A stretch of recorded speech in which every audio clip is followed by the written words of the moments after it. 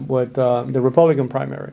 Our governor is out. Ron DeSantis is. Respect, by the way. Yeah, listen. We disagree, but let's go. But it's still not being done at the same level that Vivek Ramaswamy did it, right? Not only that he was consistent about his message when it came to this was a good president. This was probably one of the best presidents of our modern era. This was somebody that if for whatever reason he finds himself up to, I get elected, I'm going to pardon this. Like he was consistent all along. So it made complete sense when he said, I'm stopping.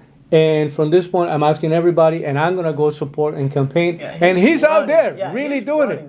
You will think that he's like still running for himself. He's out there. Ron DeSantis comes out. Well, that's somebody that believes in the crusade. That's somebody that's sold out. Vivek is sold out to... I think he's very clear about something, right? We can't have another 4 years of what we have right now, right? And it's not just Joe Biden and Kamala Harris. That would be bad enough. That would be an incredible disaster. But everybody that's thinking along the same line, right? When we're having this conversation about things that don't make any sense, energy, the border. Like right now, if you're asking me, things that actually happen to be affecting the economy, that are putting a lot of pressure in local municipalities, and also when you think about the state budgets right now, that are being blown up right now just based on what's taking place. So you can't have people thinking along those lines. So he's saying, I'm going to support. Ron DeSantis makes almost like a reluctant endorsement. He endorses, but it's almost like saying, listen, right now we got to do what's best for the country, so I'm going to support. Not the same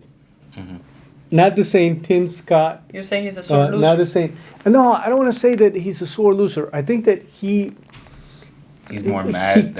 He could have done. It's funny that even Gavin Newsom is giving him credit, right? To say, okay, listen, you know what? We've been going at it, so and so. I give you credit for stepping out right now, accepting the fact that there was no path, and also aligning, because that was the one thing, right? The question of loyalty, the question of alignment, you know what I mean? That it looked like it wasn't showing there. So he needed to be just a little more forceful. This is going to be the best man for the job. This is going to be somebody that I'm going to be campaigning for. Yeah. This is somebody that I need to make sure that our differences end, that like they end right here, right now. That I'm throwing my support, and I'm going to go out there to make sure, because this is what's best for the country. Yeah. That's how you stop your campaign to support somebody else, right? The only thing that I can tell you about the stuff that's going on with Nikki Haley, and it's going to be embarrassing if she loses South Carolina, which it looks like that's going to be the case. When she loses, like, that's what everybody's saying. So she may come out of this thing as real damaged goods, you know what I mean? Because I don't know that you won't have better candidates moving forward, and where we need to be, which is not so much into the appeasing way of doing business, this idea that by supporting a traditional status quo, you can still do things that will be good for the economy. Just recently, the leader of the Senate, McConnell, right? Mitch McConnell, was interviewed. And he was literally saying that he actually agrees on a lot of the stuff that Joe Biden is doing. And for the love of God, I will tell you, I don't even understand why would this man would make a statement like that as the head of the Republican Party. You know what I mean? Meaning, as a senator. That's the guy that also had like 2 aneurysms on the TV. But here's my point though. But here was the analogy that he used, and it was extremely scary, right? But it's in a way they can relate to each other. Financially, it's truthful, right? When he's saying we are not sending soldiers right now to fight against Russia. Ukraine is fighting Russia right now. Is making a country that's an enemy of the United States weaker. Is putting a lot of pressure on their economies, putting a lot of pressure on their weapon system. We are not just sending money to Ukraine.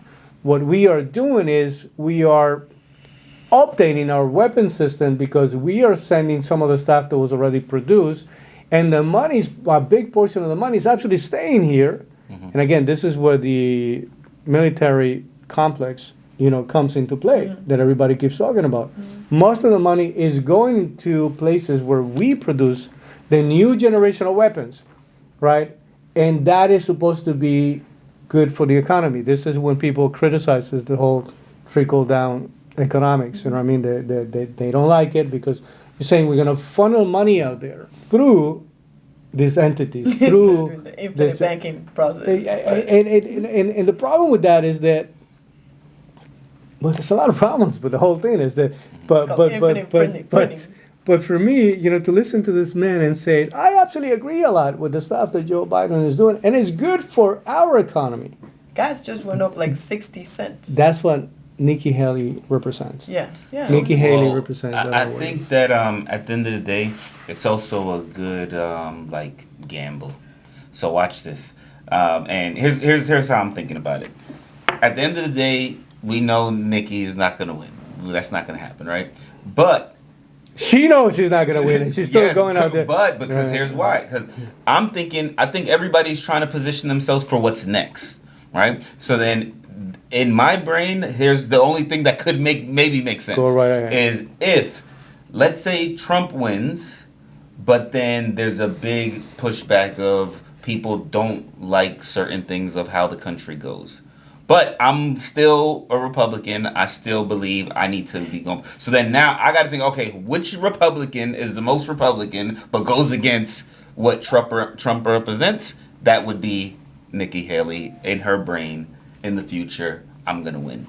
So you get what I'm saying? So I feel like both her and DeSantis, I feel like they're not being so much, okay, I'm 100% on board with everything that Trump is doing, because they are positioning themselves for what's next. Whereas if I didn't like Trump, or if I didn't like the way the country went, but I still want to be aligned with the right, okay, these are going to be my top candidates. So that's how I think they're thinking as far as being as Nikki is already appealing. Like, look, 70% of the voters in New Hampshire were not registered Democrats. I mean, we're not registered Republicans, because that primary is an open process, so anybody can go in and vote. And she's already... Well, you can argue that good and bad, right? In the sense that, she attracted a lot of the independents. Right. No, here's the scary part. Here's how she's pandering to the whole crew, right?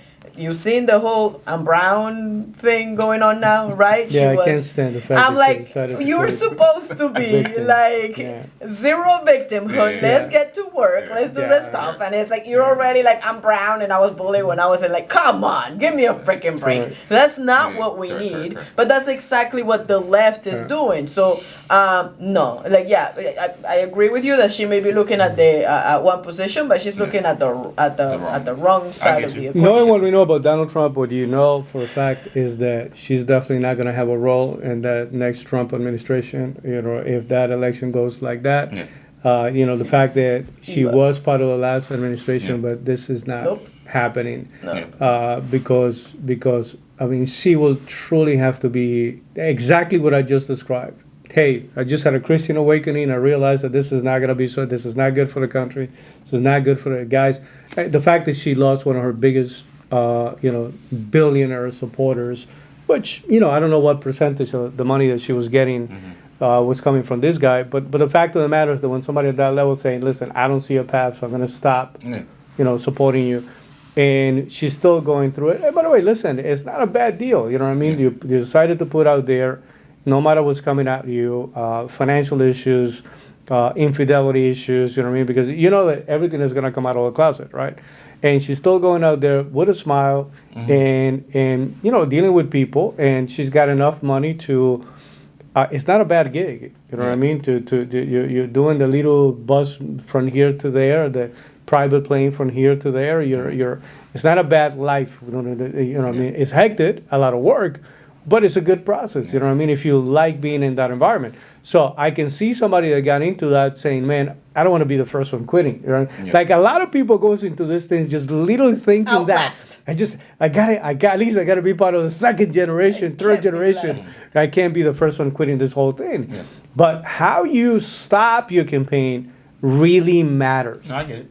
You know what I mean? And so even in her case, can she redeem herself enough to gain some credibility with people that say, you know what, we forgive you. We understand the process of running. It's not easy. You got to stand your position. You got to separate yourself from everybody else. You got to make those difference those differences clear enough to the public, that means that you have no choice but to say certain negative things about everybody else. And depending on where you're aligning yourself and who you're aligning yourself with, it can either help you, get you in trouble. You're not going to make everybody happy. You know all those things going in there. But the moment that you say, listen, I'm stopping here.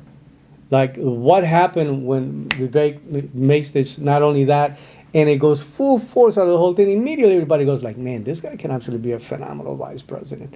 This guy can absolutely be a phenomenal secretary of state. This guy can be an incredible energy secretary. This guy can be an incredible, secretary of. You can name every position that will demand great participation. Even Ron DeSantis, everybody says, man, if you ever needed somebody to be the head of the Department of Justice, here is a guy that can come and make a hell of a difference. I don't know when this lady is going to decide that I had enough, but I think that most of us don't see a path, and it's now almost for the enjoyed.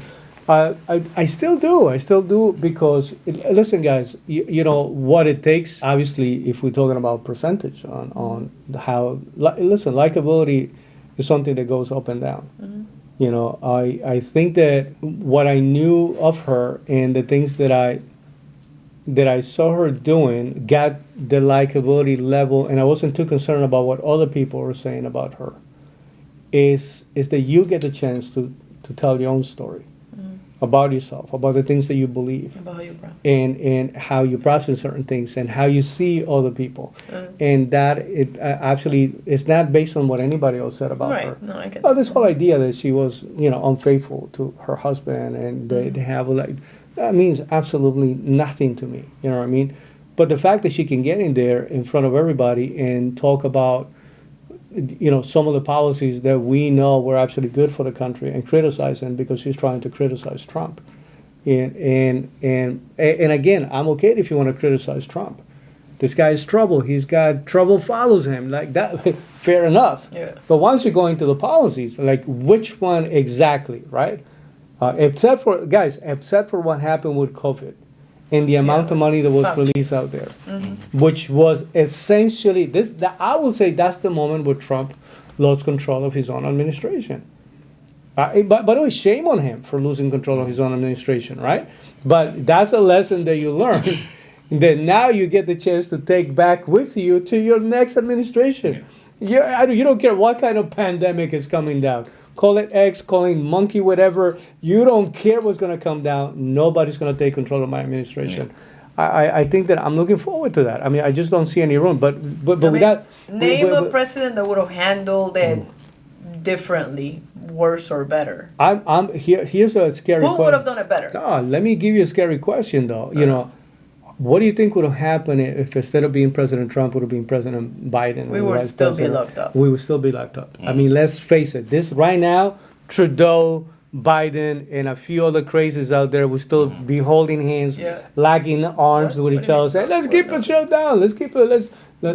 I will tell you a that 6 feet distance with a mask and those are the mask. moments when you go, man, this was something bad, but thank God, that, those are the.